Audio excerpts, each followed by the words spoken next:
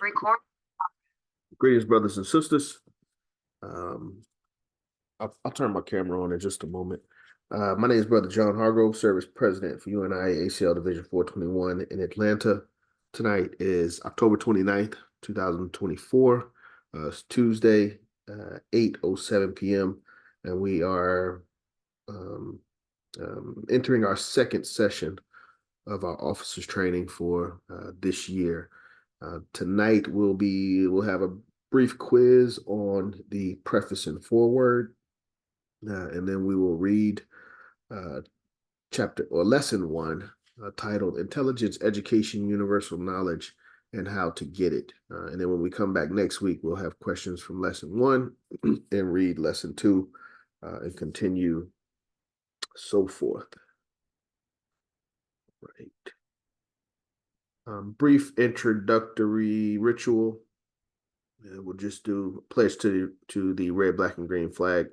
We'll do call and response.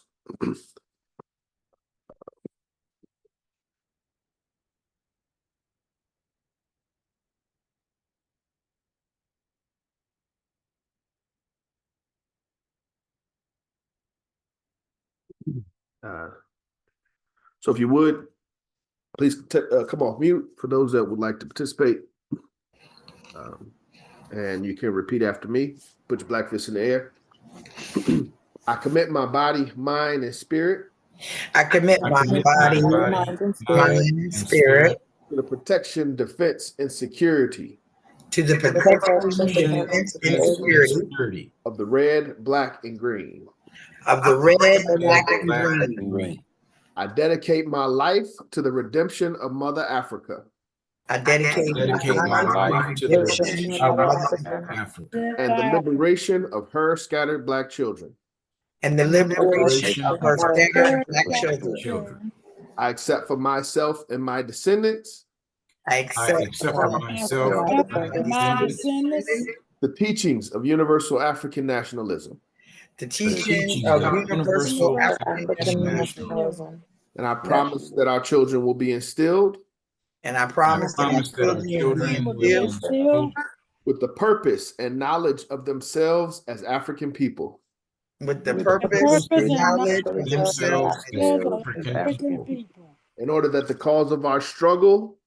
In order that the cause of our struggle will neither falter nor fail. Will neither falter nor fail. Until all black people are free and united.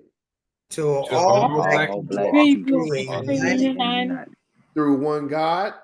The one God. One aim. One aim. And one destiny. One destiny. And one destiny.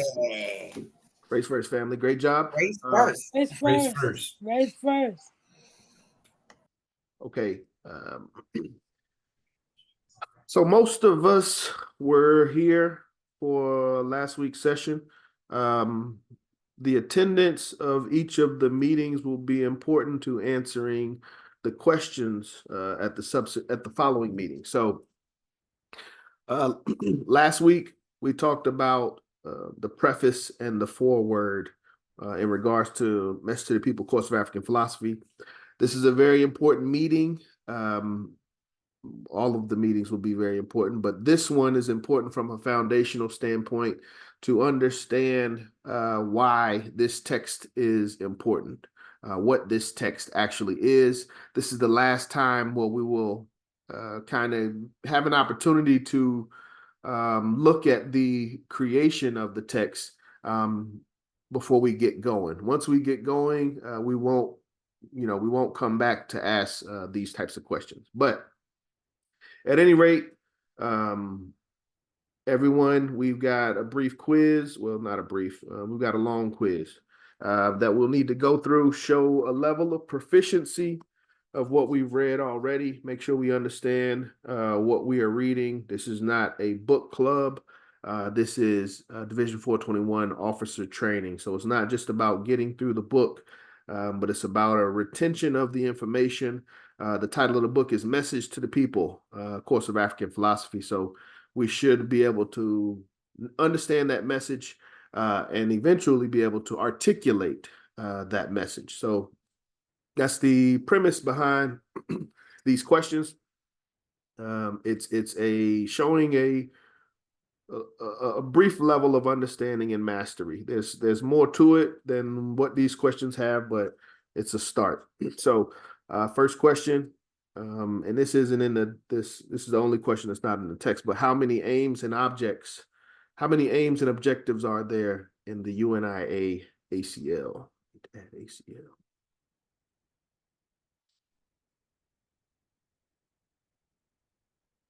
New members, preferably. Brother Art, I would expect you to know it. Attorney Motep, I would expect you to know it. That's a fundamental question. New officers, I mean, obviously, new members, y'all are excused. But yeah, we need to be showing a level of proficiency. We have new members. We are officers of the UNIA. Do we know how many aims and objects there are in the UNIA?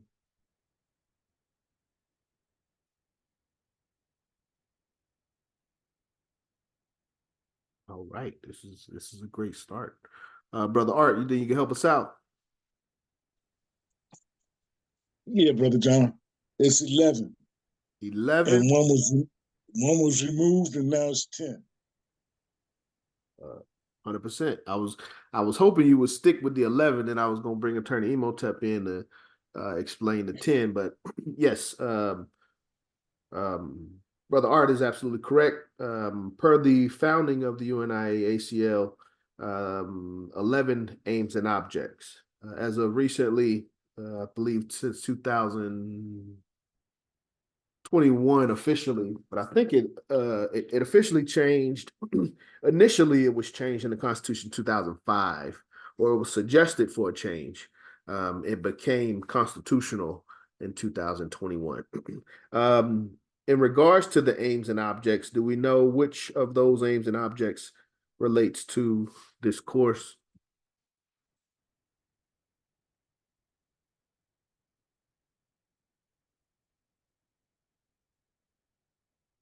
That's a bonus question.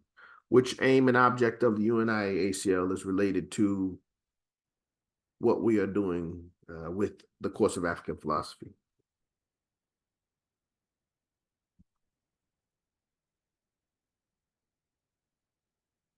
Of the 11 originally, of the 10 currently, which of those aims and objects relates to what we are doing tonight, the course of African philosophy?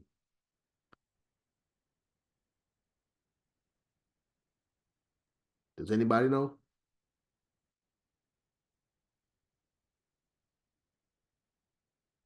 The one that pertains to education. That's a great start. That's a great start. What right. about jurisdiction? Say again? How about jurisdiction? No, jurisdiction is not an aim or objective. Oh, okay. It is a section of the Constitution, but Sister Diane was in the realm as our education coordinator. She knows that this is in relation to education. Originally in the original Constitution, or not, I mean, the original aims and objects, this would have been number 9. So in the updates or in the amendments, this is aim and objective number 8, which states that we have a responsibility to build schools, universities, and institutions for our racial education. And that's what this program is working to continue, is the institution of message to the people, course of African philosophy, UNIA-ACL leadership training. Okay, no questions so far? Okay, all right, now we're getting back into the text. Specifically, what members of the UNIA-ACL was the quote-unquote course of African philosophy created for? Who was this text created for? Who was this course created for?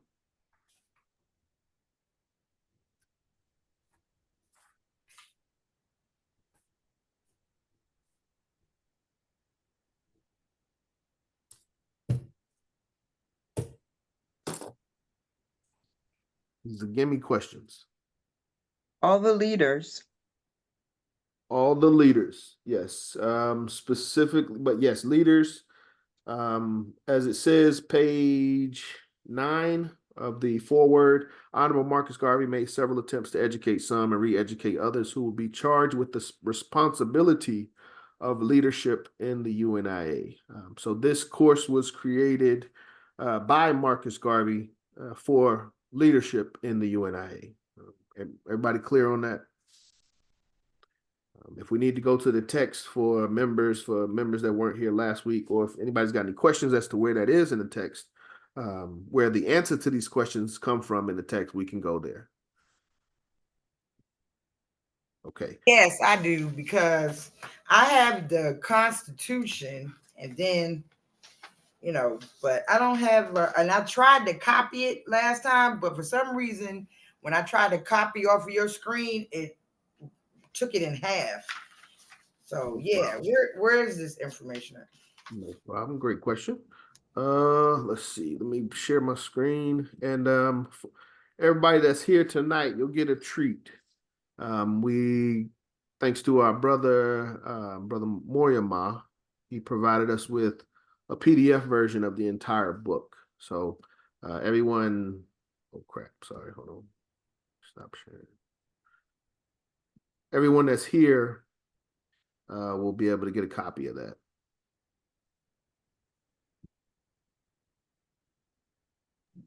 And all the answers will be in the book.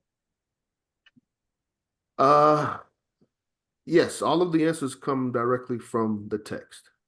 Yes. I bet. The only answer, the number of aims and objects is not in the text, but that's a question for officers and leaders. That's something that we should know. So, but it's 11. Currently, there are 10. So originally there were 11, but currently there are 10 aims and objects. What was the 11th one? Actually, there was a fifth. The original fifth aim and object stated that, anybody remember what it was? I do, but very straightforward. Yes, I do. It was about the backwards tribes of Africa. 6 words, yes. Civilize the backwards tribes of Africa. That was the aim. It was removed in 2005. Based on the wording, civilizing backwards, there was some contention, but obviously for everybody on the call, that was most of us, that was before our time. We didn't really have a say in that. It's just something. Sounds like a colonial definition. Yes, but we just inherited. But in regards to the questions, page 9, first page of the, where's my, I can't scroll up. Okay. Let me see. First page of the foreword. In keeping with the constitutional, provision and the aims and objects of the UNIA-ACL to establish schools and colleges for the racial education of our race. So that was aim number 9, currently number 8. The founder and president general of the UNIA, Honorable Marcus Mosiah Garvey, made several attempts to educate some and re-educate others who will be charged with the responsibility of leadership in the UNIA. Any questions? Very straightforward. That sentiment as to who the text is created for is reiterated later in the foreword and the preface. So if you questioning it now, it will be reaffirmed later. All right, we got to keep moving. 8:20. Any other? Are we good on this? I think we should be.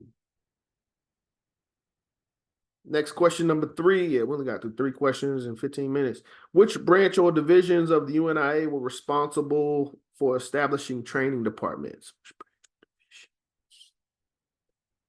Yeah, which branch or division of the UNIA was responsible for establishing training departments? But I think it's more plural, but that's a question in the text. Who was responsible in the UNIA for establishing training departments?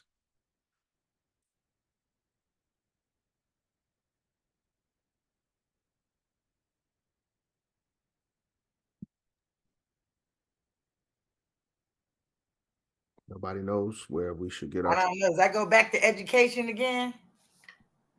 We're trying to find who is responsible for the training departments of each of the individual divisions.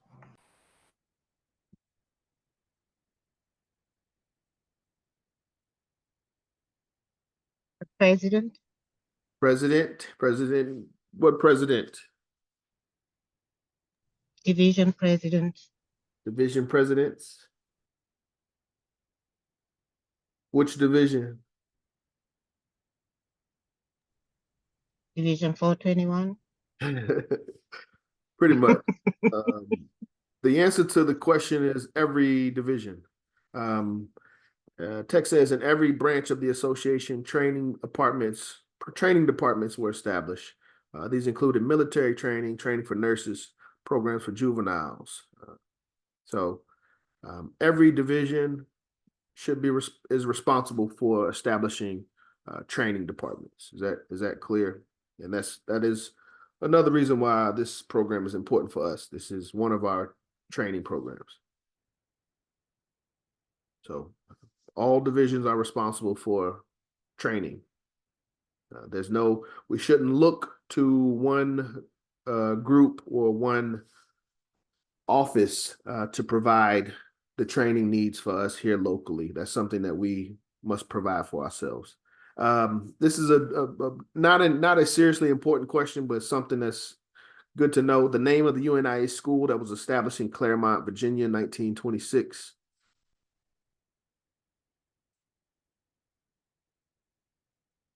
What was the name of our school in Claremont, Virginia, 1926? It's something we should be bragging about. What was that, Lincoln? No, not Lincoln. What did we call it? What was it under our ownership? Nah, I can't remember. 3 words. The last one is UNIA. no. All right. I read it somewhere, but I've forgotten. Sorry. No problem. This is not critical for being an officer or anything like that, but it's just something we should know. We recall that under his Smallwood. Well, no, Smallwood Quarry Industrial Institute was renamed Universal Liberty University. That's what I was looking for. Universal Liberty. Universal Liberty. Oh, okay. So you'll see a lot of Liberty Hall, Liberty Farms, Universal Negro Improvement Association, Universal African Motor Corps, Universal Black Cross Nurses, Universal Liberty are common themes in the UNIA. But again, that's not the most important information for officers. Next question. What year was the first school of African philosophy taught? We talked about this last week. When was this school started? The School of African Philosophy started by Marcus Garvey.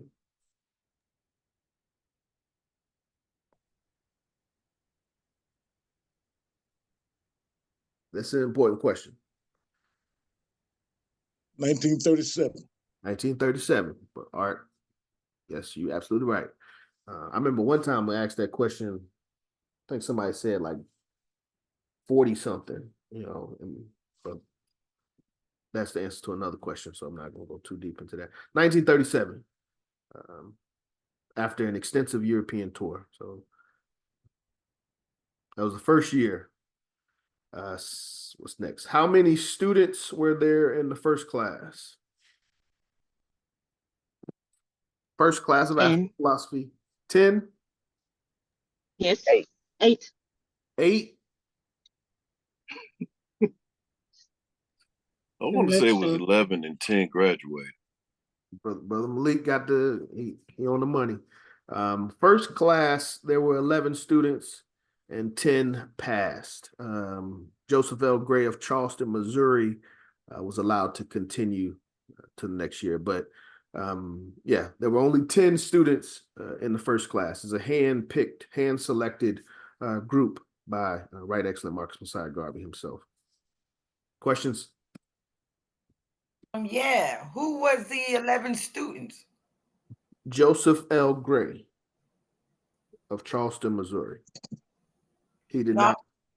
So I know, but the names of each of the students, because you said there's 11 students, 10 passed. Yes. But Joseph L. Gray is just one student. So who was the other, 9? Yes, we yes, we can do that. And some of what we're reading now will be answers to some of the next questions. So officers, I'm gonna ask, hold off because I'm kind of giving you the answers.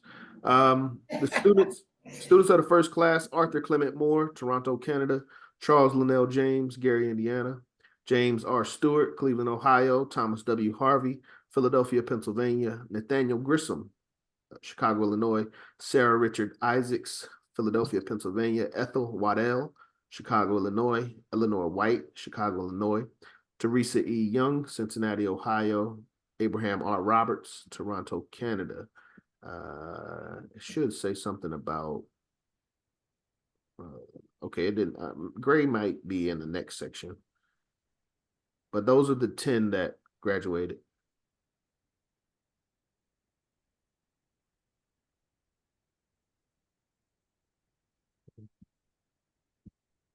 All right. One more slide on foreword, and we'll talk about the preface. Which student of the 10 that graduated was the leader of the first class? He received the highest grade in the first class. Who got the best grade, highest grade, according to this text? We just read the 10 graduates, so it's one of those 10. Charles L. James. Charles L. James for 100.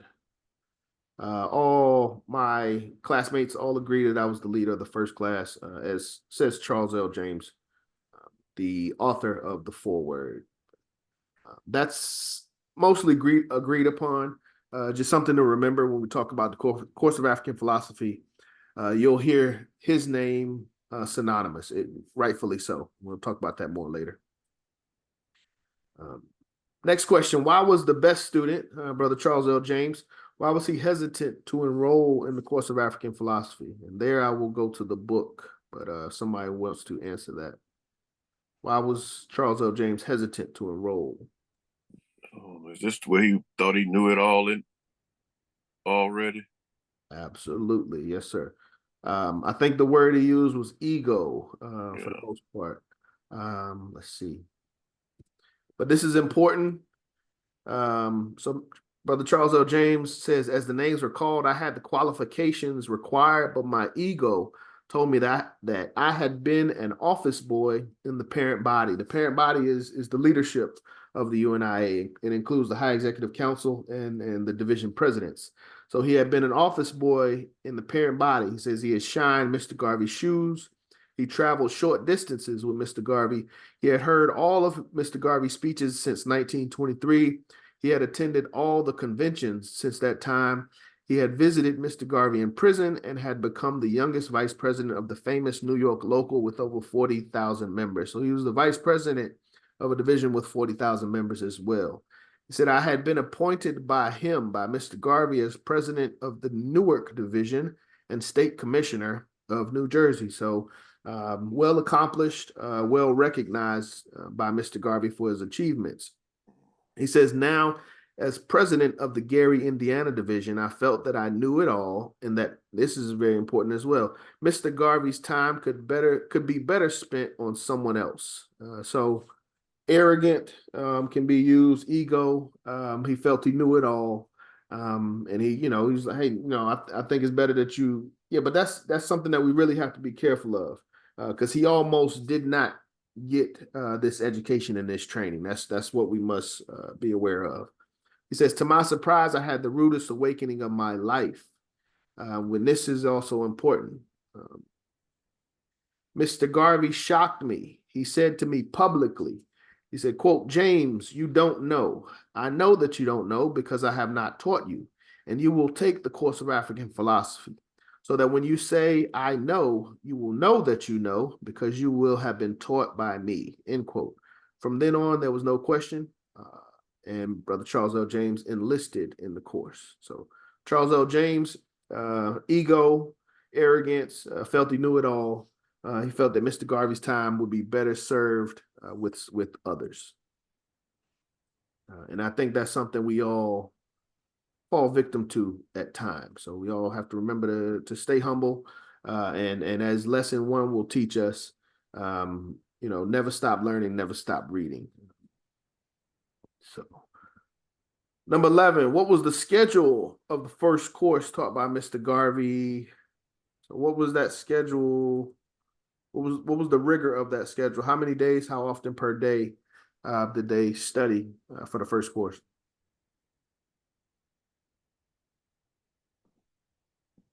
Pretty much nonstop. For how long? For a month. Yeah, a month is what we understand. 2 sessions. What was it? 2 sessions, 30 days and nights, 2 sessions per day, mass meetings at 8 p.m. So yeah, 30 days. So when we talk about the confraternity, this was a bonding experience, so to speak. But it's also synonymous with the First International Convention of Negro Peoples of the World, how our brothers and sisters, ancestors worked for 30 days straight in order to, complete the First International Convention in 1920. 1937, under the first session, the first course took the same amount of time, 30 days and nights, pretty much all day, 2 sessions per day, mass meetings at 8 p.m. Questions, comments? Yeah, I have a question. Because I looked at the children that was in the first school, and I see that they came from different. Why did he choose those children? That's an excellent question. My understanding is that Mr. Garvey was preparing, and we talked about this last week, new age of the UNIA. He was laying the groundwork and he was training up new leadership to send them throughout the world.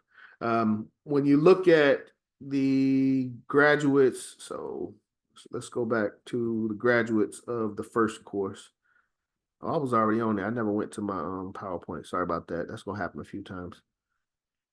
So when you look at the graduates of the first course, you got Toronto, Gary, Indiana, Philadelphia, Illinois, Ohio, Canada. And then Charles L. Gray was in Missouri. So he would have been, I guess, going towards west. But these were the areas where we had, I guess, the most support at the time. So Mr. Garvey was preparing to send to each of these cities new leaders. He even says it in the UNIA papers that these graduates would replace the current presidents any presidents that were currently in place.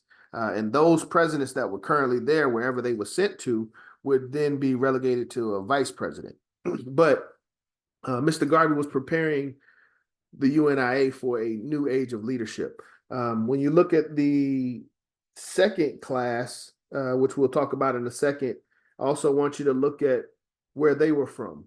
But we'll talk about that when we get there. But that's my understanding is Mr. Garvey was preparing to send these brothers and sisters throughout the nation to learn the new UNIA.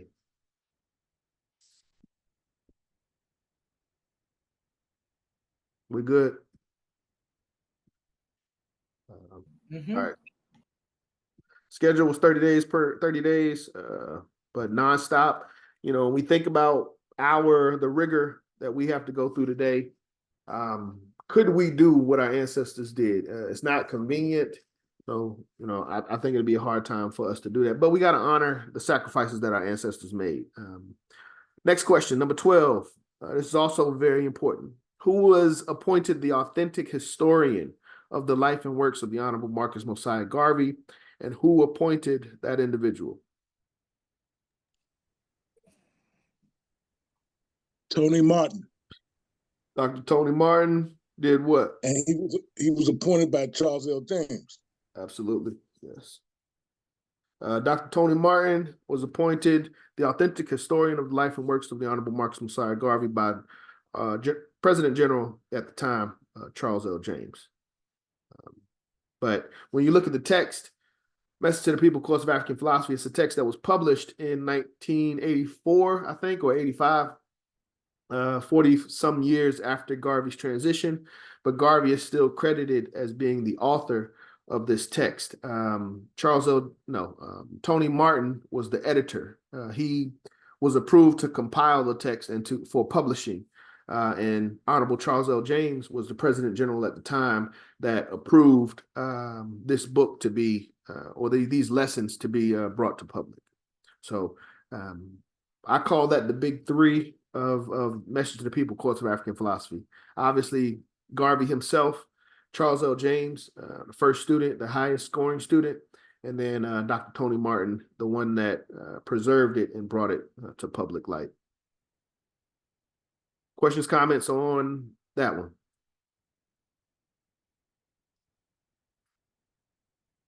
Okay. Again, that's very important. 12, anything else? Last question, who owns the Course of African Philosophy? Who does this course belong to? According to the text.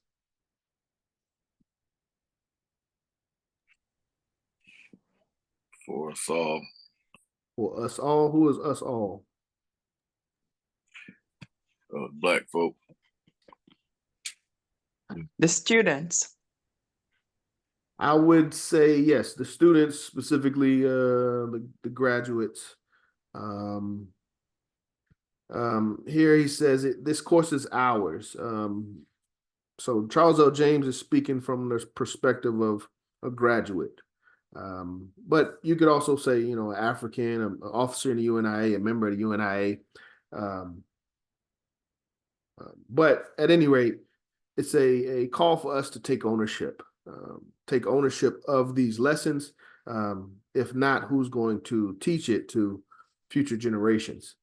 Charles L. James says, whatever is written, distorted, and injected by unauthorized persons using devices other than the proper way that was given to us by the founder and applying the benefits to their own personal benefit, please understand that, quote, there is a destiny that makes us brothers. None goes his way alone. All that we send into the lives of others comes back into our own, end quote. So we must understand how to utilize these lessons in a positive way, productive way, as instructed.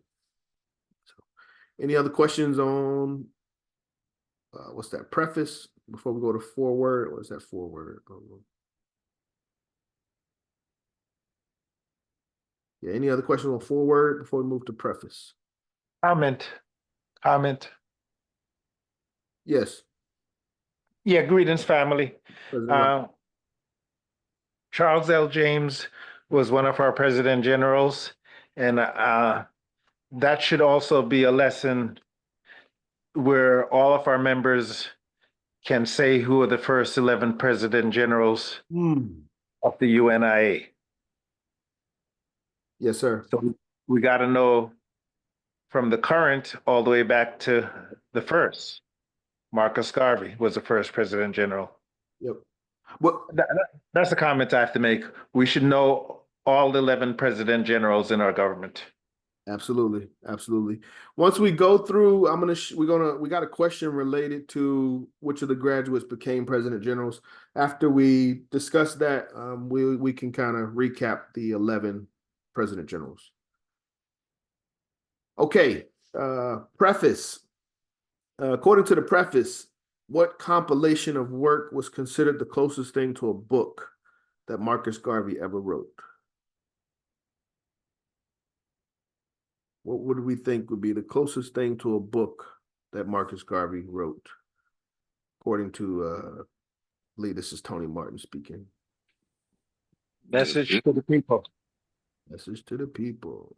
Absolutely. Let's go to the text on that one. It's a good one.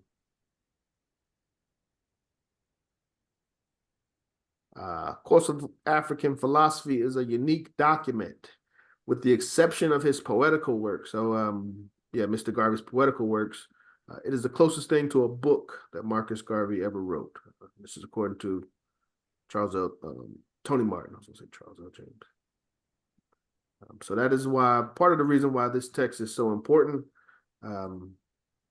We have a lot of Mr. Garvey's words and his teachings and the history from others, but it's not a lot from him himself, relatively speaking.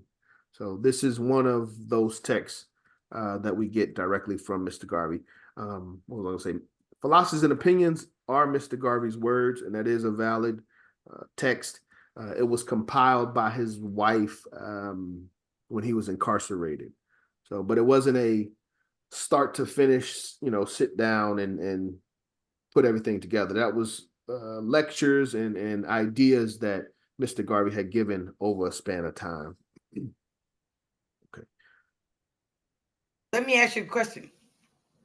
So Marcus Garvey wrote Message to the People. Yes. And then Elijah Muhammad wrote Message to the Black Man. Mm-hmm. So do you think the book that Elijah Muhammad wrote was inspired by the book that Marcus Garvey wrote?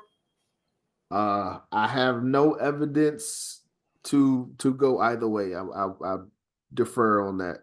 If Ross Marvin, did you want to say anything to that, or any other elders?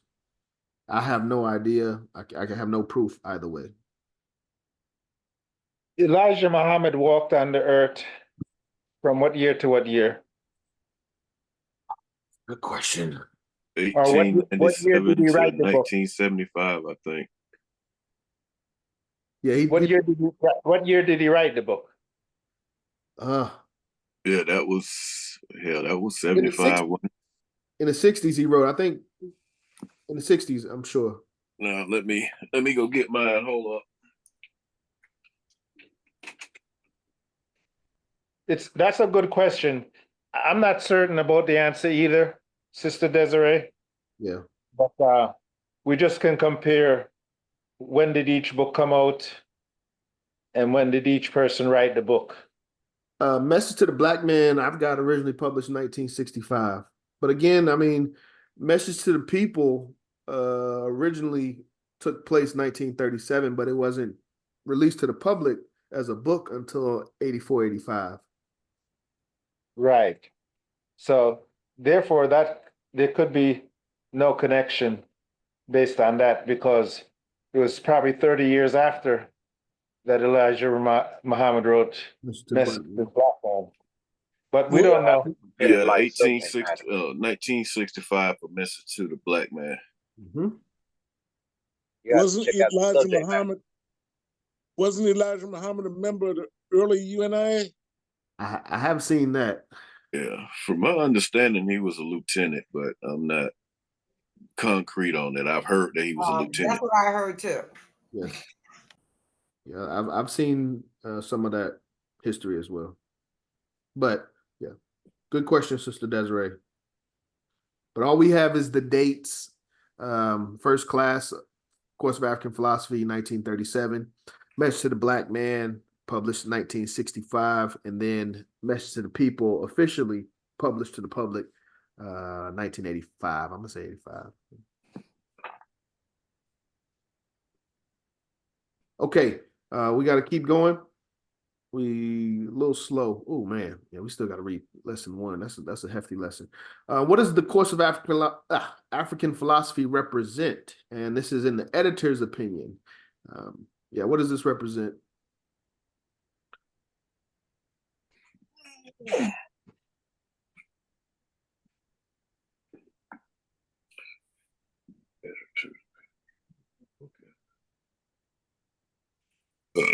What does this text represent? Use your line, please. Come on now. It's for the leaders. It's written by Mr. Garvey. It was written in 1937. What does it represent? According to Tony Martin. His experience throughout the years there leading the UNIA, people he came in contact to, the challenges he faced during his imprisonment. That answer, yes, that's an answer to another question. You wouldn't, you would still get credit because they're similarly worded. Lifetime of organizational experience, I think, is where you were going with that. But that's a different. I got that question comes up later.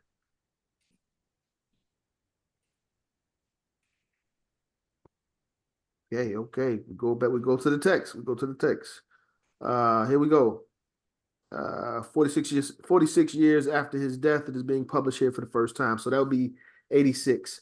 What does this text represent? It represents, as it were, the last political will and testament of a man who stands without history and who stands without equal, in the history of worldwide mobilization of African people. The big takeaway for me, last political will and testament, according to Tony Martin. But so I take this as Mr. Garvey's political will. This is what he desired for us to continue doing. And even the text says, after his transition. No questions?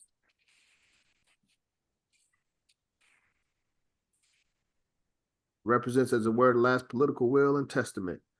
Do we know the years of Garvey's birth and Mr. Garvey's transition?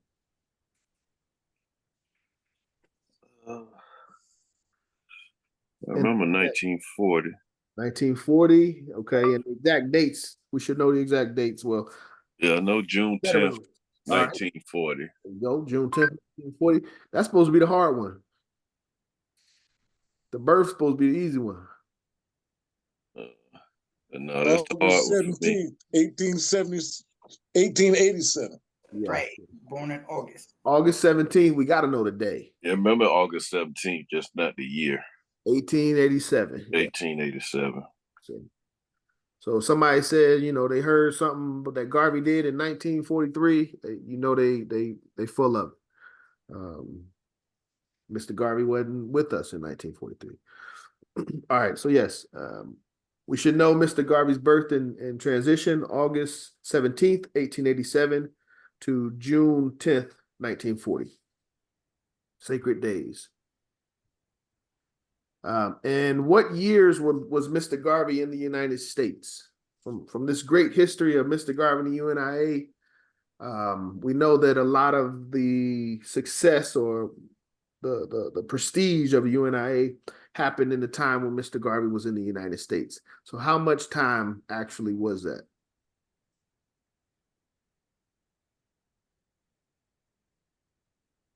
I want to say 4 years. March 16th, 1916 to 1925 when he got deported. So 9 years. Hold on, no, he got one. I thought it was 1721. 1721. No, 1927. He was here 11 years. Yes, 11 years. 11, okay. March 1916 to 1927. Yeah, he was incarcerated in 1925. Right. He was released and exiled in 1927. So literally, Mr. Garvey was only here for 11 years. And we must also understand in those 11 years, 2 of those years, he was incarcerated. So really only 9 years of freedom and, the ability to, carry out his potential. And then the last 2 years he did, he still continued to work behind bars. So 1916 to 1927, short 11 years, even shorter 9 years, but a very powerful and effective time frame. Questions on that? Should be straightforward. It just shows how amazing he was. He was able to do all this stuff in 11 years Yes, when ma'am. people been here a lifetime and still haven't, can't even touch their foot on, a year of it. Yes, that's why he's our guy. That's why we respect him, we honor him, and we try to follow his works and continue his works. But yeah, he's unmatched, in my opinion. We've got a lot of good brothers and sisters that, even that are still here today, but the numbers speak for themselves. We will continue. Number 5, it's going to be a lot. And also, there was another point with that, with what Desiree said, is that remember, going to a foreign country from where you're born and doing that in 9 years is not an easy thing. That's true. I forgot about that too. Yeah, he wasn't even a native. He came with an accent and still was able to be effective. So yes, yeah. That just power to the message. The message was something that people were able to grasp. So it didn't matter about the accent. So, all right. When and where was the UNIA-ACL founded as an organization, not a government, but as an organization? I don't know the answer, but I want to say Philadelphia. No, not Philadelphia. July 20th, 1914, Kingston, Jamaica. All right. We gotta July 20th. That's not fair, Roz. You know it all. I'm not going to answer no more questions. I'll keep my mouth closed. Yeah. Thank you, President Ross. July 20th, 1914, the UNIA-ACL was officially founded as an organization. Any questions on that? Location, say the location. Kingston, Jamaica.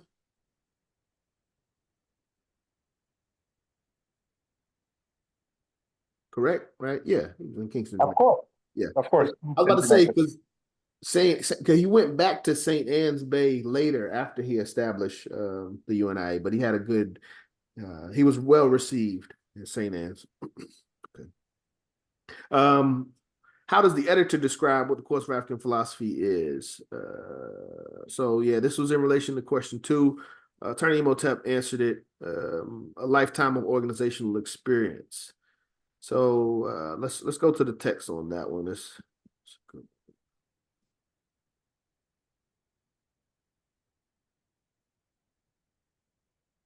No serious challenger. Expulsion. It was in 1937, 10 years after his deportation from the United States, 2 years after relocating to England, and 3 years before his death, that Garvey introduced his course of African philosophy. Dr. Tony Martin says that this was nothing less than a distillation of lifetime experience, containing a mixture of techniques he, Mr. Garvey himself, had utilized to achieve success and an attempt to incorporate the hard lessons he had learned with the benefit of an unfortunate hindsight. So these are Mr. Garvey's life lessons. As I've explained it in the past, this is Mr. Garvey. He had just turned 50 years old in 1937. So, this is not Garvey in his 30s. It's not Garvey in his 40s, not Garvey in his 20s. This is Mr. Garvey in his 50s. After he's, been successful, had challenges, been deported, and now he's in the confines of a confidential conclave, as the text says, and he's able to speak his truth is also something that the text says. It says that the sentiments, the principles that we see here in the course of African philosophy is nothing new. So if we read Philosophy and Opinions, Garvey and Garveyism, Selected Writings and Speeches, the sentiment is the same. What the text says is his tone, Mr. Garvey's tone, is a little bit different. So this is an elder Garvey. He ain't got time to play with y'all.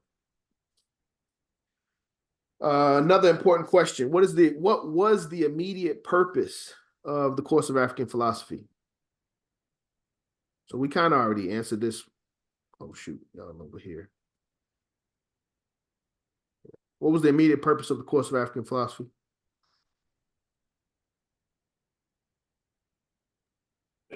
build a officers. Build the officers. They train the officers. Train the officers. In what time? What period in the span of time? Well, no, that was a terribly asked question. All right, you're right. But it was after Garvey's death specifically was what I was looking for. The immediate purpose of the course of African philosophers was to train a cadre of UNIA leaders who would carry on the great work of the organization after Garvey's death. So very straightforward. Shouldn't be any question about what we are getting into, what we are trying to learn, study, and implement. So, okay. Your purpose after his death. Last slide. Oh, it's gonna be a long night. What was the requirement to pass the courses taught by Garvey? What did the students have to do to pass the courses taught by Mr. Garvey? That's the $64,000 question right there. $64,000 question. It's something we can do today.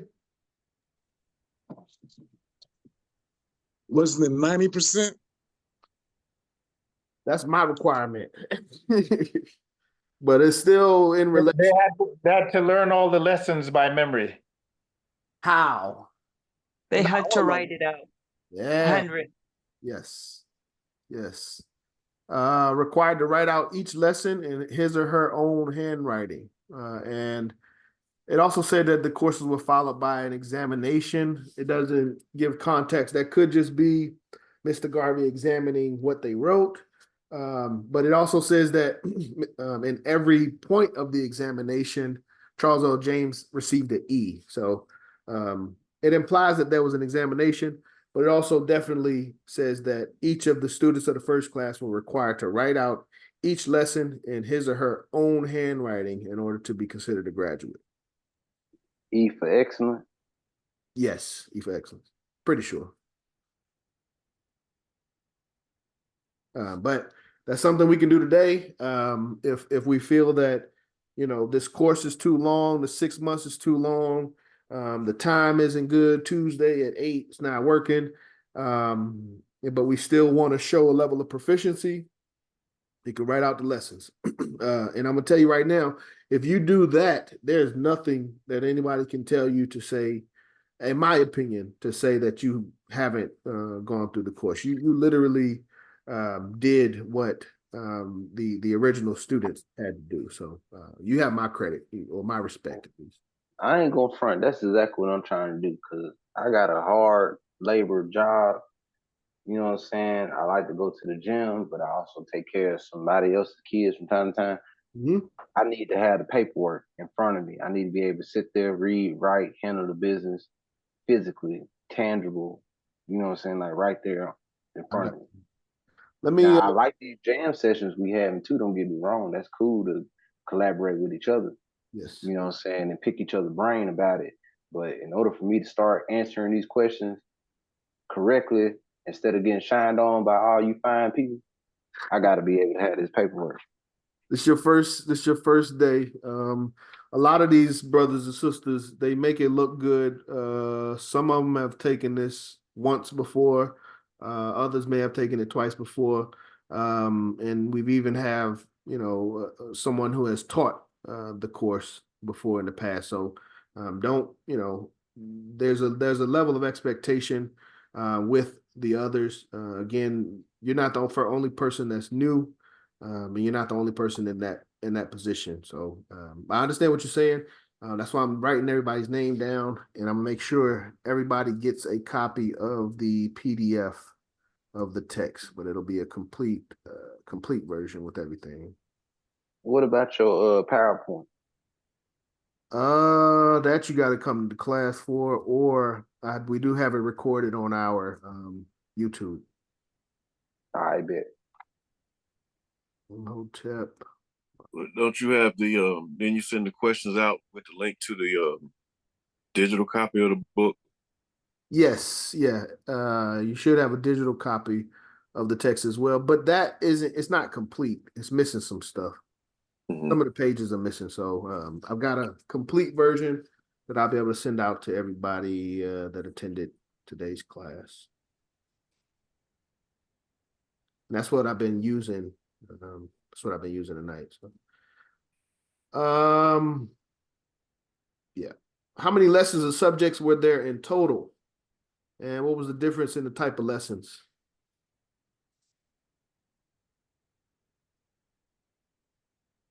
$42 lessons in total. Yes, there were 42 lessons in total. What was different about the two sets of lessons?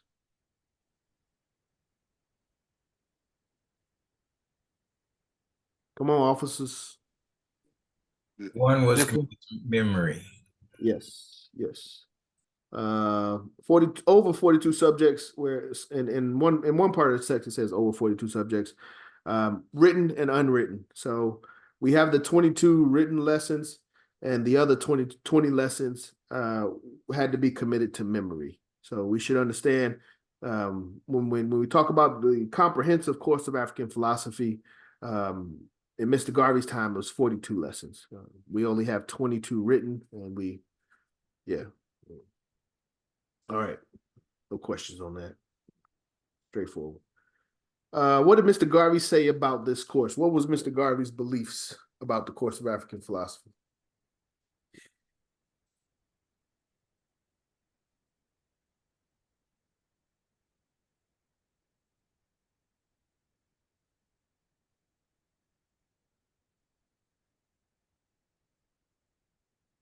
This is a tough one. How did Mr. Garvey describe the course? Maybe that's the way I should have written it. Right there, described as a most rigid system of training. Oh, you see it. All right, I wasn't supposed to be sharing. Yes. Garvey's initial, let's start up here. Well, as we just said, let's go to the top. We said the immediate purpose of the course of African philosophy, train a cadre of UNIA leaders, carry on the great work of the organization after Garvey's death. Garvey designed the 22 lessons in London and took them to Canada, where from August 24th to 31st. What? Oh, that was the regional conference. Garvey's initial vehicle for imparting his accumulated experience was the School of African Philosophy, which met immediately after the conference for most of the month of September 1937. So that was 30 days. Garvey trained a select group of UNIA organizers from the North American field. They spent 12 or more hours every day. They listened to Garvey's lectures, ate together, did their homework together. During the course of the month, each student was required to write out each lesson in his or her own handwriting.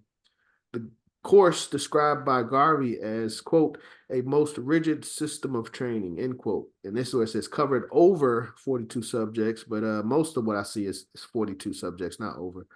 Much of it remained unwritten, for it was in the nature of a confidential in-house affair. Even the 22 lessons reproduced here were guarded jealously from indiscriminate circulation. So, most rigid system of training is that's the takeaway. Most rigid system of training. Also, so that's on page, okay, yeah, that's important as well. It's about the Afrocentric perspective. That was another intent of the text.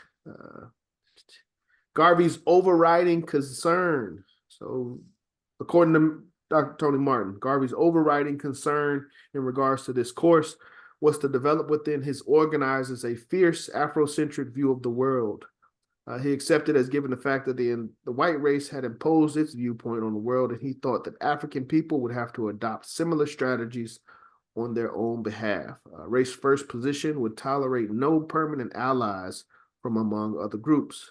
Whites were to be manipulated where possible, but their propaganda was to be avoided and counteracted. Under no circumstances were they to obtain positions of influence or control over Black organizations. It ends here.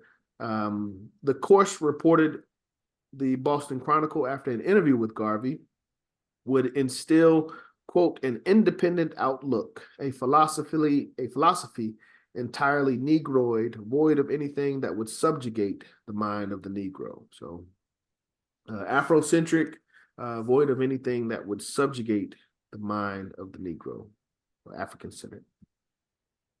So that is what the course is trying to instill in us, an independent outlook, self-reliance as a people, as a race.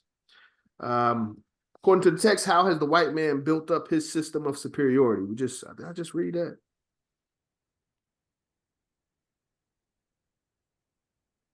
No, I didn't. Mainly through false propaganda. There we go. My officers. In the context of a confidential conclave. So Mr. Garvey's in a confidential conclave with his lifetime of experience behind him.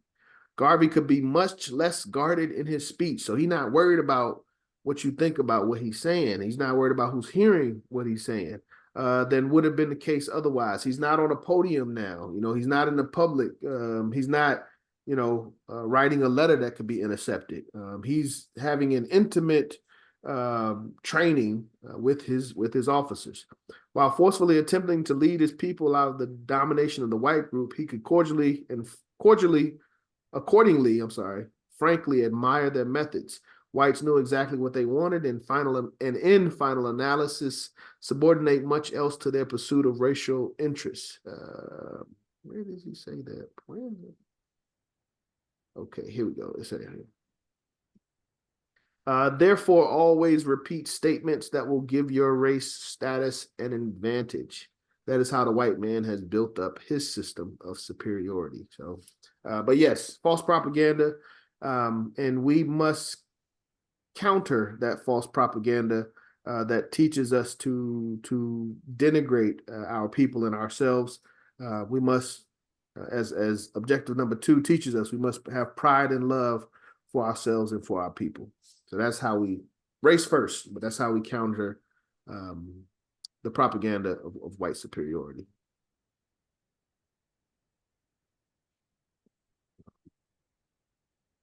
Always repeat statements that will give your race status and advantage. What was Garvey's view on Karl Marx and communism? He knew nothing about the Africans and wrote less about them. Yep. I think he thought he knew little about them and thought and spoke about them less. I'm sorry, hold on. Hit the wrong button. Thank you, Brother Macius. Karl Marx knew little about Negroes, and he thought and wrote even less about Negroes. Mr. Garvey says that communism seeks to put government in the hands of an ignorant white mass. So that's Mr. Garvey's initial brief views on Karl Marx and communism. I believe it's in later lessons, probably 17, I think, that speaks on, it's entirely on communism. All right, Jews. What was Mr. Garvey's view on Jews? What did he say about Jews in the preface?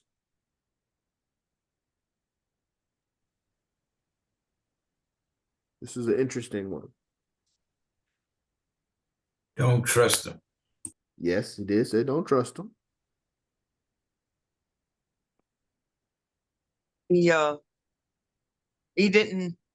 says not to trust them, but he did admire the type of camaraderie that they exude, the way they work together, and felt that it was a quality that if we adopt could take our race just as far or further. Yes, absolutely. Thank you, Sis Diane. Excellent response. Thank you also, Attorney Imhotep. You're correct. But duality of attitude is the essence of it.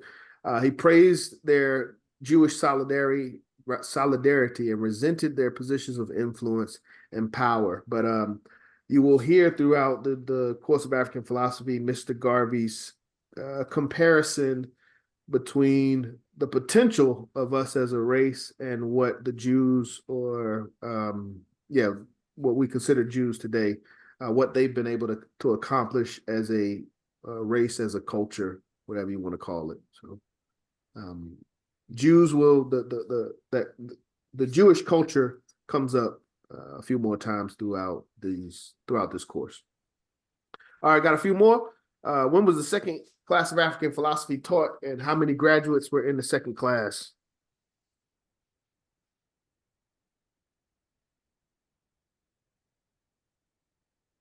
First class taught 1938. How long before Mr. Garvey taught the second class?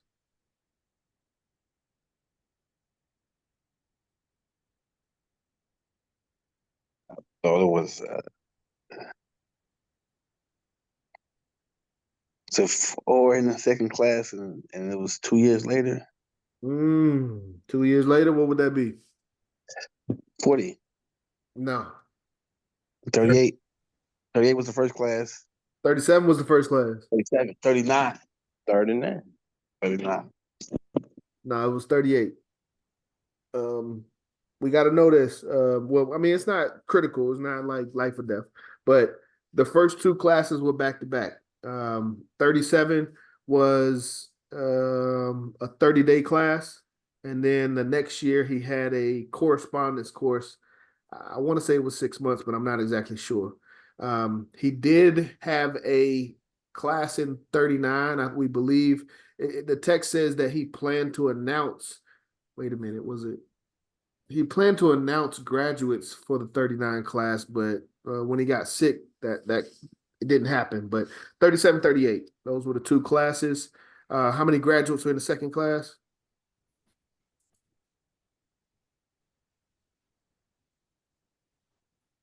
Ten were in the first class. How many in the second class? I'm gonna say 8. 8. Who was that? This the newbie. Okay, not bad. Get it, Brandon. Appreciate you. Anybody know the answer? We got 8. I said. Huh? I said 4, but I haven't. Respect. Thank you, Brother Macy's. You know, shooting your shot. Anyone else? All right. I guess we gotta speak up. It's crazy. Brandon was close. It was 7. Yeah, 7 graduates in the second class. Yeah, they graduated in 1939. That's what it was. Yeah, that's what it was. So, because it was a 6 months course, so they started it in 38. They graduated in 39, and Mr. Garvey was planning to have another class to announce another class of graduates, but obviously his health failed. So 1938 was the second class, and 7 graduates were announced in June of 1939. Couple more questions and we'll yeah, and the next class, is there more women? Because I saw in the first class there was I guess by the names, but you never know. You know, some men do have names that look like feminine names, but I saw looked like 2 females. So in the next class, were there any women females in the next class? hold on, I got a picture of the first class. Well, this so it was actually 3, 4. You got 3 here. Sarah. Oh no, 4. Teresa, Ethel, Eleanor. But this is just 8. There's 2 more that we don't have an image of. But in the list, there should be 2 more names that don't have pictures associated. But there were 4, yeah, at least 4 sisters in the first class. But Mr. Garvey, it wasn't all about the brothers. We need our sisters and leadership as well. But yeah, this is not just a male president's course. This is leadership in general. What was the original intent of Mr. Garvey's trip to the United States in 1916? And I showed the answer. But we should know that. That's pretty important. Why did Mr. Garvey come to the U.S. in 1916 originally? He was supposed. Go ahead, Lady President. No, you go ahead. Go ahead. No, Diane, I know Ross knows it. I know you know. I was gonna guess and say that you were supposed to meet Mr. Washington, who passed before he got here. Uh-huh. But what was he trying to learn from Mr. Washington or discuss with Mr. Washington?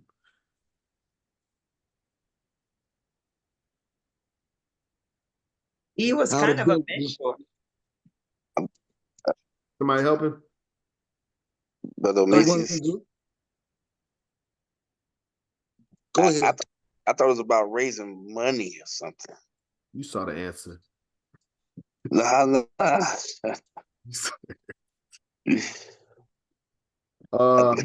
He had a school in Jamaica that he wanted to raise money for. Fundraising tour for the UNIA projected agricultural and industrial school in Jamaica. So he was trying to do what Booker T. Washington did here in Jamaica. He was trying to establish a Booker T. Washington style school in Jamaica. So he was coming to the United States to have a fundraising tour. But the tour went so well, we had so much potential. He ended up staying in New York, and the rest is history. Excuse me, just to clarify. Yes. So you saying Garvey came to America to speak with Booker T. Washington? No. Let me clarify. So Which he Washington was talking about? Hold on. Yeah, we are talking about Booker T. Washington. He was invited by Booker T. Washington to come to the United States. He was invited by Booker T. Washington. Obviously, it was in 1914. Or was it? It might have been 1915. He was invited. November 15th. In 1915, he was invited to come. He was supposed to come in November 1915. But no, November. Okay, well, November 1915 is when Booker T. Washington died. Yeah, that's right. He was supposed to come before he died. Okay. They were planning. Yeah, Mr. Garvey didn't make it until March 1916. So Booker T. Washington had already transitioned, but that was the original intent as to the invitation and why Mr. Garvey wanted to come to the United States. He did eventually come to the United States. He did seek assistance from Tuskegee, and there's some information about that in the text as well. Okay, so it was to talk to Washington, but Washington passed on, and he didn't get the chance to holler at bro. Pretty much. But he still came through and made some shape regardless. All right. Yes, sir. Yeah, that's a good. Yeah. All right, we got a few more questions. When was the School of African Philosophy agreed upon by the UNIA, and what were the circumstances of the agreement of the course of African philosophy? What year first? That's a doozy right there. It was before 1937. It was 3 years, like 2 or 3 years before that. I would say 35 or 34. All right, Brother Macy's studying. 1934. Trying to get that. Where's that at?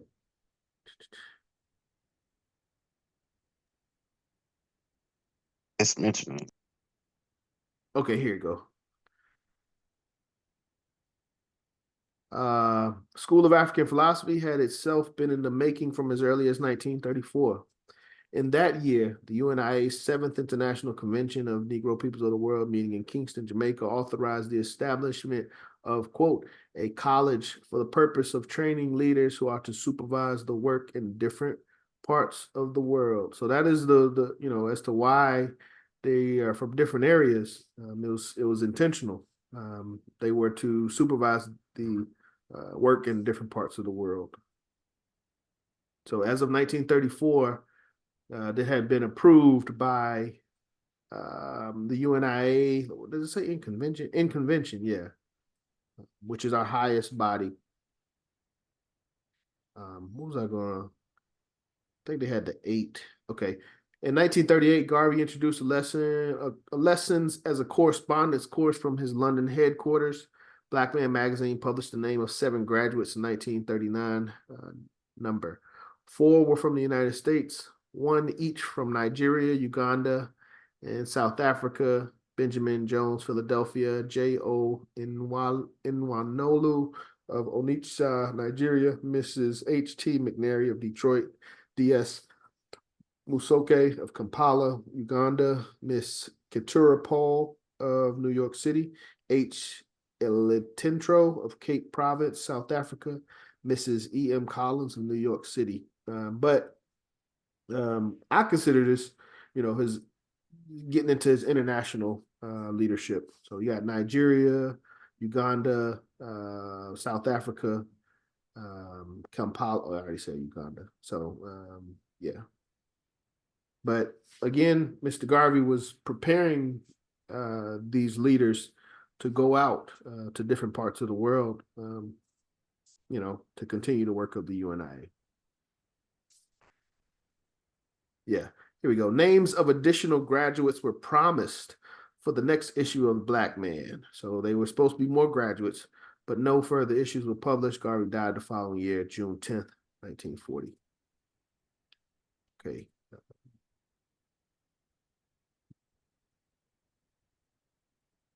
Questions don't usually take this long. Fill in the blank. Blank rules the world and blank carries the burden. It's a quote by Marcus Garvey. Intelligence rules the world and ignorance carries the burden. Absolutely. Intelligence rules the world. Ignorance carries the burden. So we must strive to be intelligent. And again, that's what lesson 1 is titled: Intelligence, Education, Universal Knowledge, and How to Get It. 19, what was the first educational endeavor that Garvey himself was able to conduct from start to finish, according to this text?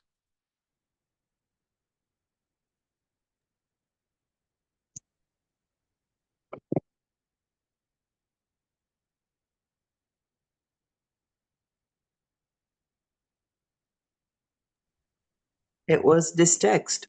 Exactly. Yes. So as we said, intelligence, said Garvey in Course of African Philosophy, rules the world. Ignorance carries the burden. Intelligence, which he spoke, was not merely book learning, but self-interested common sense, which the race seemed to lack. Okay, it is fitting that the UNIA's last educational endeavors in last educational endeavor in Garvey's lifetime should have been the first that he himself was able to conduct from start to finish. So that's the compilation of this text, the ability of Mr. Garvey to sit down and have many sessions in consecutive sessions and put together a comprehensive work is a special thing. And last thing, what were Garvey's 2 quotes to the people of Detroit? People of Detroit. He was in, I believe, Ottawa, Canada at the time. But what was Mr. Garvey's 2 quotes that we should know? Summarize this text in the 2 quotes. I always remember the one, he wants to make everybody Marcus Garvey personified. To make everyone a Marcus Garvey personified. Yes. First one speaks to what he put into the text, or what he, I have given them all I know. Yes, sir. Yeah. So I have given them all I know. I'm trying to make everyone a Marcus Garvey personified. So that is preface and foreword. Any questions on anything and as to the importance of this text, when it was started, what it was started for, what it represents? Any questions?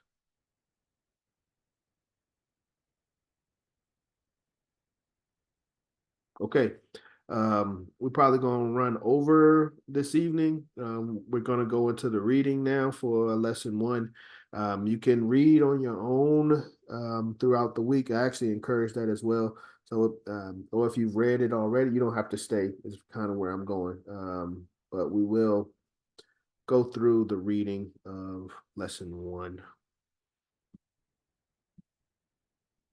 And I'm going to need some help because I've been talking. Gotcha, President John.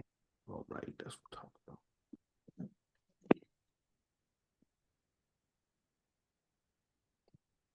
You gonna share it, right? Yes, switched it over. I just switched it. You got the floor, Brother Macy's. Yeah, you got the floor. There were no questions. Lesson 1: Intelligence, Education, Universal Knowledge, and How to Get It. You must never stop learning. The world's greatest men and women were people who educated themselves outside of the university with all the knowledge that the university gives. And you have the opportunity of doing the same thing that the university students does. Read and study. One must never stop reading. Read everything that you can. Read that is of standard knowledge. Don't waste time reading trashy literature. This is to say, don't pay any attention to the 10 cent novels, Wild West stories, and cheap sentimental books. But where there is a good plot and a good story in the form of a novel, read it. It is necessary to read it for the purpose of getting information on human nature.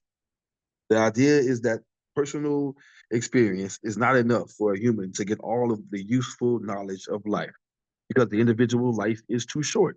So we must feed on the experiences of others.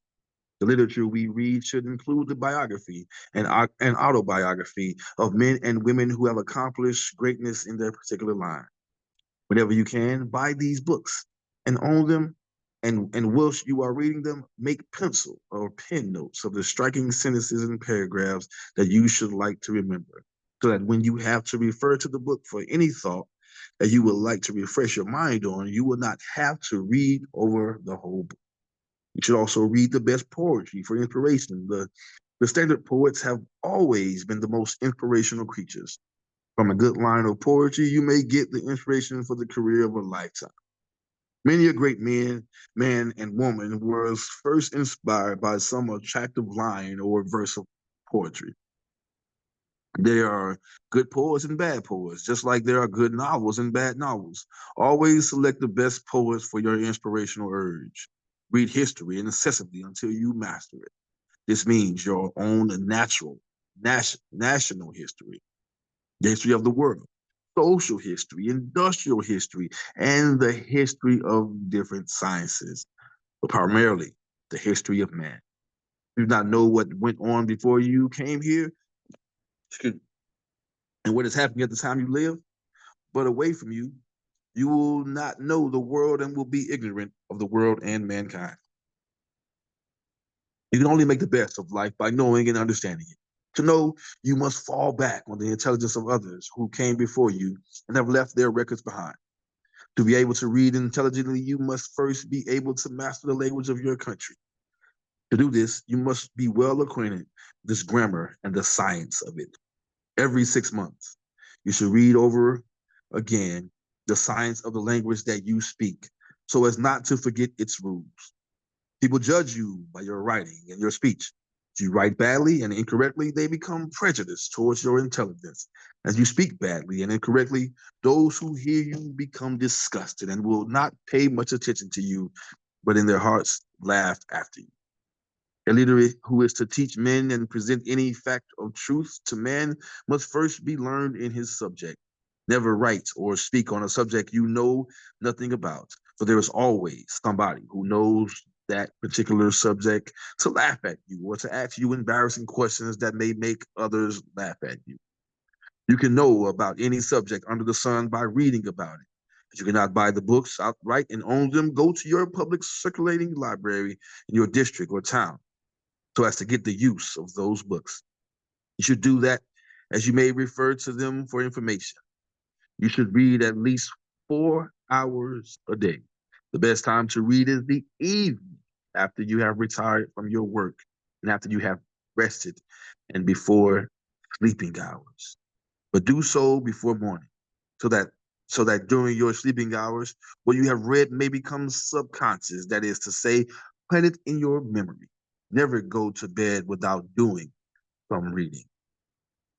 Never keep the constant company of anybody who doesn't know as much as you or is as educated as you, and from whom you cannot learn something or reciprocate your learning, especially if that person is illiterate or ignorant, because constant association with such a person would unconsciously cause you to drift into the peculiar culture of ignorance of that person. Always try to associate with the people from whom you can learn something. Contact with cultured persons and with books is the best companion you can have and keep. By reading good books, you keep the company of the authors of the books or the subjects of the book, when otherwise you could not meet them in the social contact of life. Never go down in intelligence to those who are below you, but if possible, help to lift them up to you, and always try to ascend to those who are above you and be their equal, with the hope of being their master. Continue always in the application of the things you desire, educational, culturally, or otherwise, and never give up until you reach the objective. And you can reach the objective if others have done so before you, proving by their doing it that it is possible. In your desire to accomplish greatness, you must first decide in your own mind in what direction you desire to seek that greatness. When you have so decided in your own mind, work unceasingly towards it. The particular thing that you may want should be before you at all the time, and whatsoever it takes to get it or make it possible should be undertaken. Use your faculties and persuasions to achieve all you set your mind on. Try never to repeat yourself in any one discourse and saying the same thing over and over again, except you are making new points, because repetition is tiresome and it annoys those who hear the repetition. Therefore, try to possess as much universal knowledge as possible through reading so as to be able to be free of repetition in trying to drive home a point. No one is ever too old to learn. Therefore, you should take advantage of every educational facility. If you should hear of a great man or woman who is a lecturer or speaking in your town on any given subject, and you should go there to hear them. No too far. Yeah, my bad. I was saying this thing sensitive. All right. If you hear someone speaking in your town, the person right there, speaking in your town or any given subject, and the person is an authority on the subject, always take time to go and hear him. This is what is meant by learning from others. You should learn the two sides to every story so as to be able to properly debate a question and hold your ground with the side that you support. If you only know one side of a story, you cannot argue intelligently nor effectively. As for instance, to combat communism, you must know about it. Otherwise, people will take advantage of you and win a victory over your ignorance. Anything that you are going to challenge, you must first know about it so as to be able to defeat it. The moment you are ignorant about anything, the person who has the intelligence of that thing will defeat you.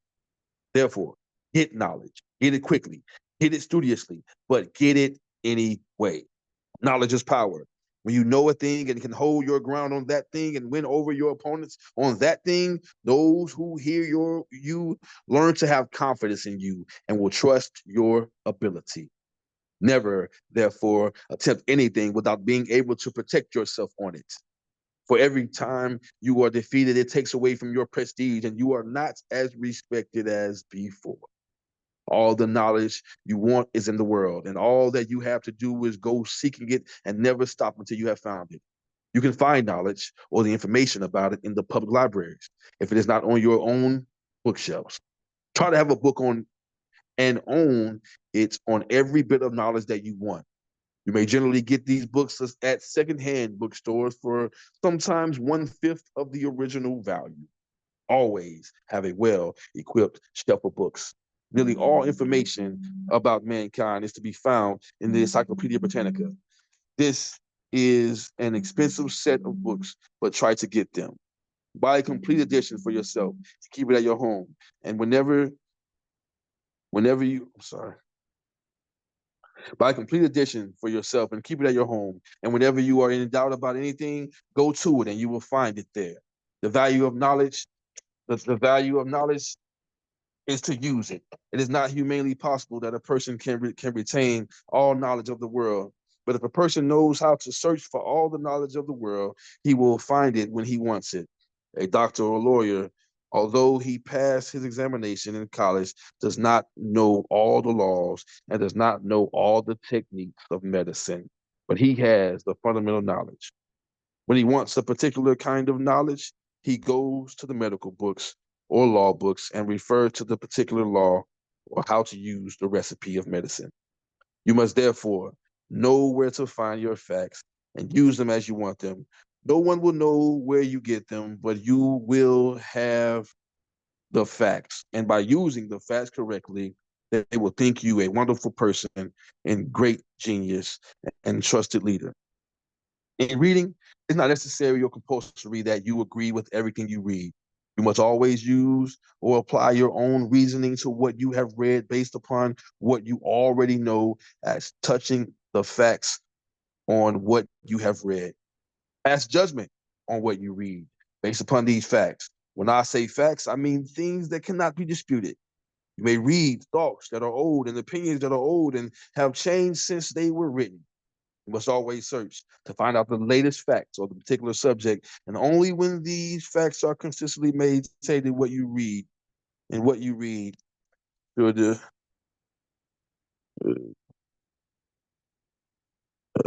so you agree with them. Otherwise, you are entitled to your own opinion. Always have up-to-date knowledge. You can gather this from the latest books or the latest periodicals, journals, and newspapers. Read your daily newspaper every day. Read a standard monthly journal every month. A standard weekly magazine every week, a standard quarterly magazine every quarter. And by this, you will find the new knowledge of the whole year in addition to those books you read, whose facts have not altered in that year. Don't keep old ideas. Bury them as new ones come. I'm gonna need a little help on how to read. Change locations. Okay, give me a second. I'm just yeah. Just had to make sure I got the everybody on the got the attendance. All right, how to read. Use every spare minute you have in reading. If you are going on a journey that would take an hour, carry something with you to read for that hour until you have reached the place. If you are sitting down, waiting for somebody, have something in your pocket to read until the person comes. Don't waste time. Anytime you think you have to waste, put it in reading something. Carry with you a small pocket dictionary or study words while waiting or traveling, or a small pocket volume on some particular subject. Read through at least one book every week, separate and distinct from your newspapers and journals. It will mean that at the end of 1 year, you will have read 52 different subjects. After 5 years, you will have read over 250 books. You may be considered then a well-read man or a well-read woman, and there will be a great difference between you and the person who has not read one book. You will be considered intelligent, and the other person will be considered ignorant. You and that person, therefore, will be living in two different worlds, one the world of ignorance, and the other the world of intelligence. Never forget that intelligence rules the world and ignorance carries the burden. Therefore, remove yourself as far away from ignorance as possible and seek as much as possible to be intelligent. Your language being English, you should study the English language thoroughly. To know the English language thoroughly, you ought to be acquainted with Latin. Most of the English words are of Latin origin. It is also advisable that you know the French language, because most of the books that you read in English carry Latin and French phrases and words. There is no use reading a page or a paragraph of a book or even a sentence without understanding it. If the paragraph has foreign words in it, go to the dictionary before you pass over the words if you don't know the meaning of the words. Never pass over a word without knowing its meaning. The dictionary and the books on word building, the dictionary and the books on word building that can be acquired from the booksellers will help you greatly. I know a boy who was ambitious to learn. He didn't have an opportunity of an early school education because he had to work 10 hours a day. He was determined to learn, so he took to work with him every day a simplified grammar. He would read and memorize passages and rules of grammar while at work. After 1 year, he was almost an expert in the grammar of his language. He knew the different parts of speech. He could paraphrase, analyze, and construct sentences. He also took with him a pocket dictionary, and he would write out 25 new words with their meanings every day and study these words and their meanings. After 1 year, he had a speaking vocabulary of more than 3,000 words. He continued this for several years, and when he became a man, he had a vocabulary of over 15,000 words. He became an author because he could write in his language because he had command of the words. What he wrote was his experiences, and he recorded his experiences in the best words of his language. At the same time, he was not able to write properly. So he took with him to work what is called a copying book, and he practiced the copying of letters until he was able to write a very good hand. He naturally became acquainted with literature, and so he continued reading extensively. When he died, he was one of the greatest scholars the world ever knew. Apply this story to yourself. There is nothing in the world that you want that you cannot have so long as it is possible in nature, and men have achieved it before. The greatest men in the world, the greatest men and women in the world burn the midnight lamp. That is to say, when their neighbors and households are in bed, they are reading, studying, and thinking. When they rise in the morning, they are always ahead of their neighbors and their household in the thing that they were studying, reading, and thinking of. A daily repetition of what will carry them, a daily repetition of what will carry them daily ahead and above their neighbors and household. Practice this. It is wise to study a couple subjects at a time. For instance, a little geography, a little psychology, a little ethics, a little theology, a little philosophy, a little mathematics, a little science on which a sound academic education is built. By doing this week after week, month after month, year after year, you will be so learned in the liberal arts as to be ready and fit for your place in the affairs of the world. If you know what others do not know, they will want to hear you. You will become invaluable in your community and to your country because men and women will want to hear you and see you everywhere. As stated before, books are some of one's best companions.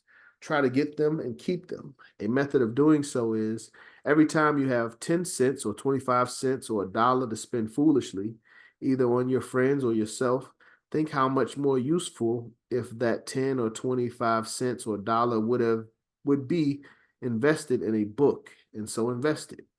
It may be just the thing you have been looking for to give you a thought by which you may win the heart of the world. The 10 cents, 25 cents, or $1, therefore, may turn out to be an investment of worth to the extent of $1 million. Never lend anybody the book that you want. You will never get it back.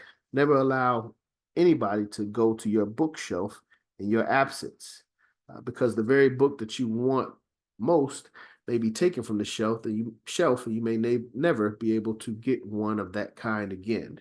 If you have a library of your own, lock it when you are not at home. Spend most of your spare time in your library. If you have a radio, keep it in your library and use it exhaustively to listen to lectures, recitals, speeches, and good music.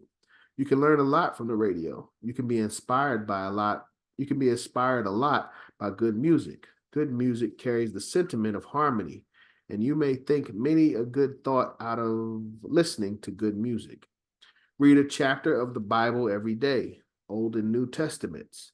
The greatest wisdom of the age is to be found in the scriptures. You can always quote from the scriptures. It is the quickest way of winning approval. Tragedy of White Injustice. Read and study the poem Tragedy of White Injustice and apply its sentiment and statements in connection with the historic character and behavior of the white man. Know it so well as always to be able to be on guard against any professions of the white man in his suggested friendship for the Negro. The poem exposes the white man's behavior in his history and is intended to suggest distrust of him in every phase of life.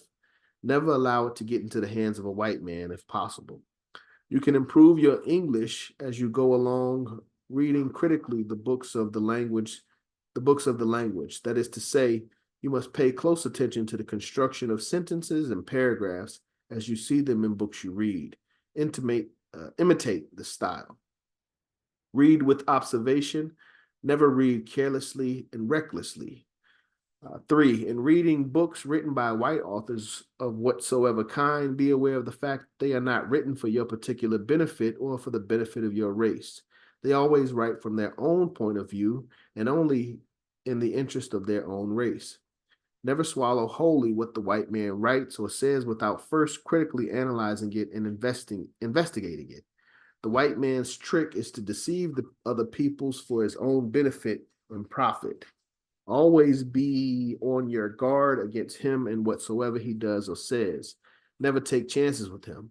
His school books in the elementary and high schools, colleges and university are all filled up to suit his own purposes, to put him on top and to keep him on top of other people. Don't trust him.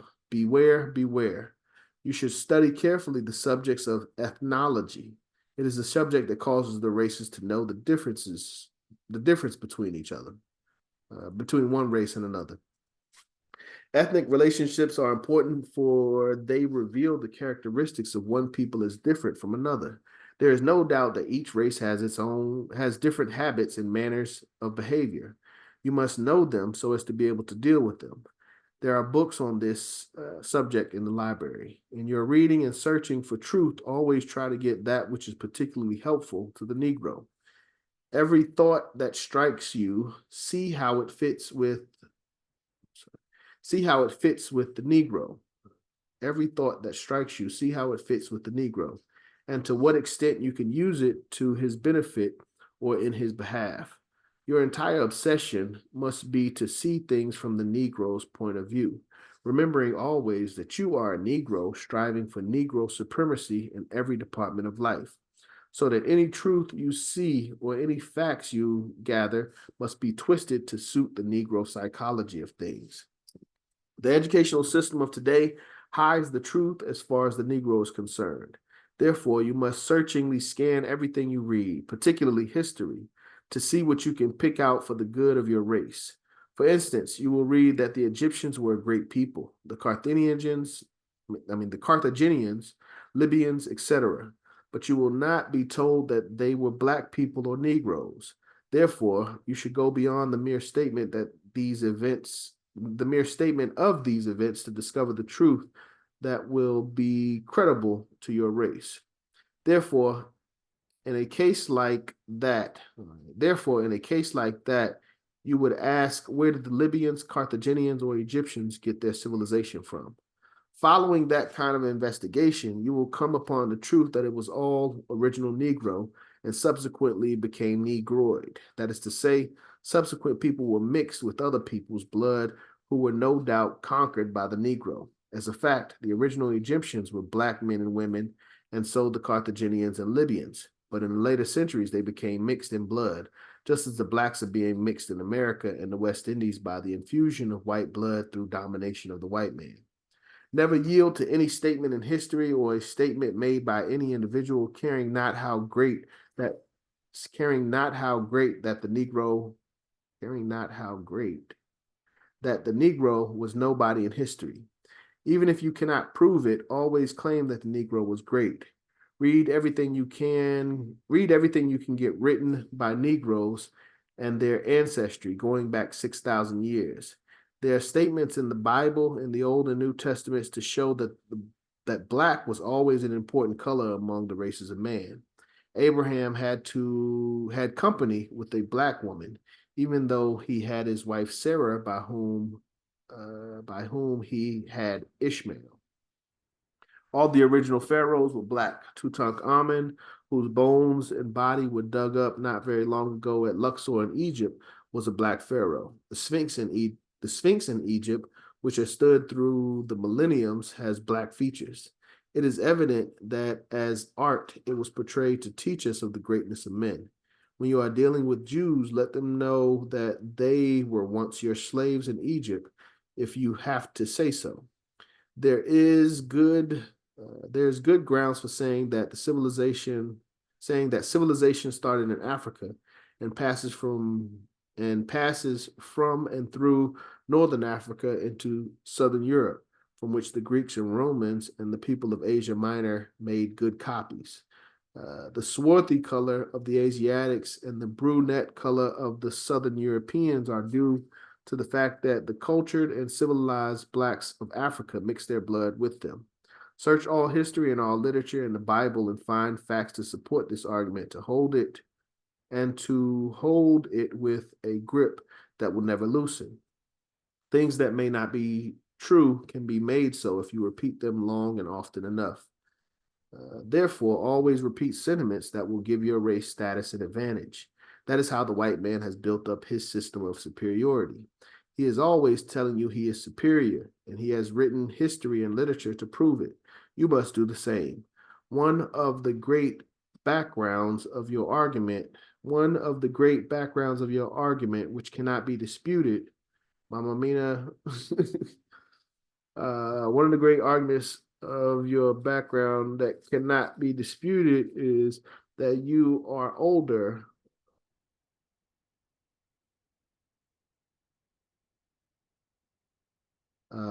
You are older than any other man as a race because you are black. Your argument is that in nature, everything by way of age darkens.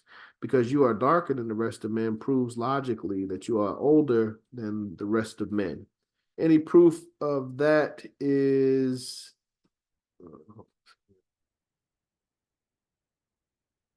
another proof of that is that even among white people, they grow older in skin as they grow darker. They go darker in skin as they grow older in age in a lifetime. If one individual were to live for 6,000 years, he would surely not be white. If he were born white, he would be as dark as the darkest of men. If he were born white, he would be the darkest of men. Therefore, the argument that the black man is black because as man, he is older than the other man is good. Use it everywhere you go to defeat the white man and his beliefs that you sprung from something else. Use the argument that the white man is white because most of the time when the black man was great in Africa and had succeeded in running him across the Mediterranean into southern Europe, he had to hide himself in caves where there was very little light and air. He was almost covered up for most of the time in darkness. Covered up most of the time in darkness. In natural creation, the child in the womb of the mother is almost white. Even though it is a black child, it is almost born white and doesn't change color until it comes in contact with light and air. Living in caves for as many centuries, the white man therefore became colorless, and the length of time made it so that when he was born naturally, he was born naturally white. You must interpret anthropology to suit yourself. The thing for you to do is to refute every pertinent statement of the white man that tends to degrade you and elevate him. Turn the tables on him and search for all reasons in the world you can find to justify it. That is how new thoughts are given out by creation. Never yield to a statement of your inferiority. In reading Christian literature and accepting the doctrine of Jesus Christ, lay special claim to your association with Jesus and the Son of God. Show that while the white and yellow worlds, that is to say, the world of Europe and Asia Minor, persecuted and crucified Jesus, the Son of God, it was the black race through Simon the Black Cyrenian who befriended the Son of God and took up the cross and bore it alongside him, up to the heights of Calvary. Therefore, the Roman Catholics have no rightful claim to the cross, nor any other professing Christian, before the Negro makes his claim. The cross is the property of the Negro and his religion because it was he who bore it. Never admit that Jesus was a white man. Otherwise, he could not be the Son of God and the God to redeem all mankind.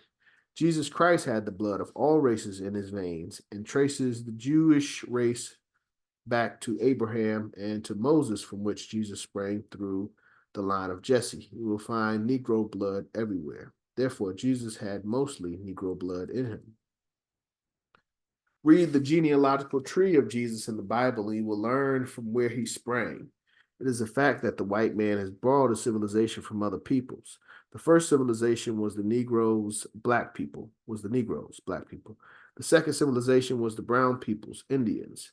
The third civilization belonged to the yellow people, the Chinese or Mongols. The last civilization, up to the present, belongs to the white man. All civilization goes back to the black man in the Nile Valley of Africa. Therefore, in your reading, search for all these facts. Never stop reading and never stop until you find the proof of them. You must pay great attention to sociology. Get the best books on the subject that you can, and read them thoroughly. Find the social relationship among other races so that you may know how to advise your people in their social behavior. Never admit that the Negro is more immoral than the white man. Try to prove the contrary. Socially, the white man has debauched and debased all other races because of his dominant power. He is responsible for more illegitimacy among the races than any other race. He has left bastard children everywhere he has been. Therefore, he is not competent to say that he is socially and morally purer than any other race. The mixed population among Negroes from slavery to the present in certain countries is due to the white man's immorality. Therefore, if you should hear anyone talking about moral depravity among Negroes and the moral excellence of the whites, draw the above facts to their attention. When through reading and research you have discovered any new fact helpful to the dignity, prestige, character, and accomplishments of the Negro, always make a noise about it. You should always keep with you. Let's see how much. Okay, it's 2 pages. One is a poem. Keep with you a notebook and fountain pen or indelible pencil, and make a note in that book of anything you hear or see that you would like to remember. Always keep at home a larger notebook in which you may transfer the thought or experience so that it will not be lost to your memory. At least once every 3 months, read over the book, and as the book becomes more voluminous with facts, read it over at least once a year. By constantly reading these facts, they will be planted in your subconscious mind, and you will be able to use them without even knowing you are doing so. By keeping your facts and your very important experiences on record, at the end of a full lifetime, you may have a volume of great value, such as Elbert Hubbard's scrapbook. Get a copy of this book. It contains valuable inspiration. Always have a thought. Always make it a beautiful thought. The world is attracted to beauty, either in art or expression. Therefore, try to read, think, and speak beautiful things. And we'll end with the poem. Out of the night.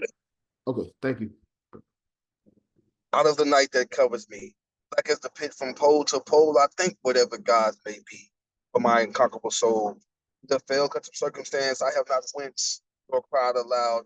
Under the bludgeoning of chance, my head is bloody, but unbowed. Beyond this place of wrath and tears, looms but the horror of the shade. And yet the minutes of the years finds and shall find me unafraid. It matters not how take the gate, how charged with punishment to scroll. I am the master of my fate. I am the captain of my soul.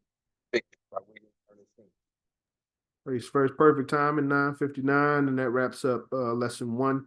We'll come back. We'll have some questions on lesson 1 next week, and we'll go through the reading of lesson 2. Lesson 1 is the longest chapter with the exception of lesson 21. So the fact that we got through that, the subsequent chapters aren't as long. Any questions or comments before we close out? Thank you, everyone. Yeah. So you sending this PDF to the emails, right? Yes, I am.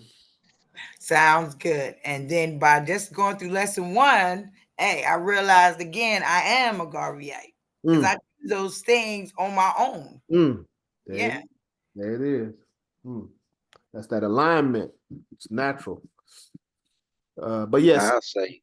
I got Ross Marvin. One second. Let me just run through this real quick. Ross Marvin, Brandon Rucker, Mama Mina, Brother Art, Caleb, Cecily, Desiree, Sister Diane, Turner Emotep, Sister Ma'at. I hope you got my message in the chat. I need your email. Sister Ma'at, Brother Nkosi, Brother Omasius.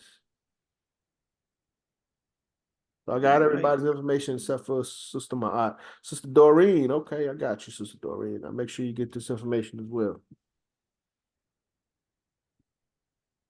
And I'm going to send y'all this PDF, and I'm also going to send you a copy of, what was that letter?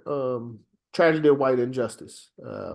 It's mentioned in lesson 1, but the poem is like a book in itself. So I'll send both of those.